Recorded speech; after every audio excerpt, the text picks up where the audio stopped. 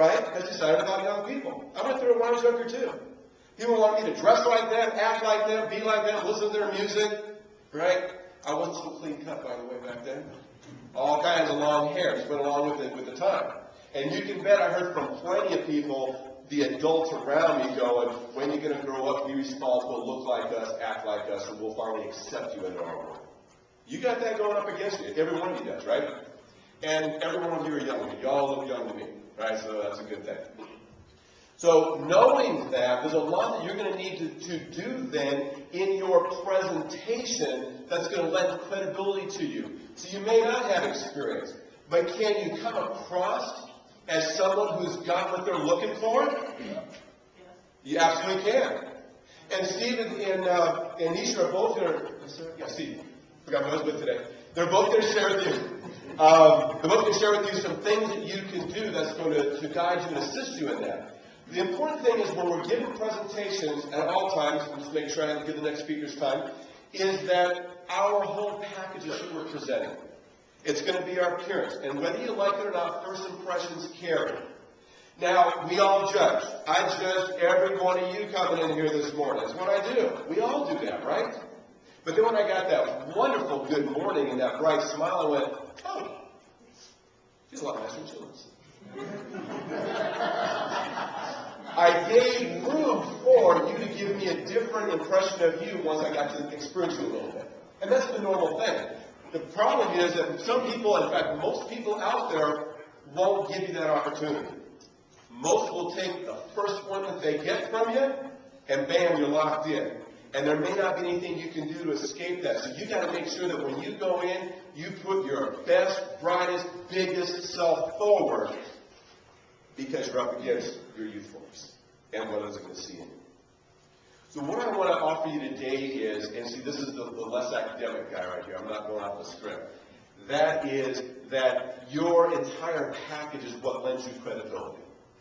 It's how you dress. It's how you speak. And by the way, if any of you had any communications classes, what do they say makes up the hugest part of the communication? What do they say makes it up? Say that again? Okay, listening, that's a huge part. How many of you are great listeners in the room? Wow. I'm not. I have to work at it. I love to talk. How many of you like to talk? All right, good. It takes work to listen. So listening absolutely is there, and the other part of that is a lot of our nonverbals that go on. You ever heard, it's not what we say, it's how we say it. And how we say it goes along with our appearance. It goes along with our voice projection. Some of the things that you noted earlier, lack of eye contact, speaking real low, body posture was down like this, right? Maybe mumbling my words, appearing less confident. Those are the kind of things that go into your communication that will lend lots of credibility, even if you don't know how to do what they're asking you to do. Do we sometimes have to fake it till we get in? Yeah, especially if we don't have the experience. Trust me, I've had companies say, do you deliver and teach on this topic right here? I say, absolutely we do. And then I go back to my training team going, gang, we got to figure out how to do this because they want us to train it now. We got the game. And that's what we do. Because I know that there are experts out there that know that I can learn from so I can go in and deliver exactly what I said I was going to deliver.